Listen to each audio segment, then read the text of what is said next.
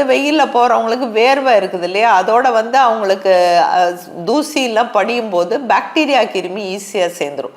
அதனால வந்து skin infections, கட்டிகள், வேர்க்குரு சொல்கிறோம் இல்லையா, அது மாதிரி பாயில்ஸ், கொப்புளங்களே பெருசு பெருசாக வரும்.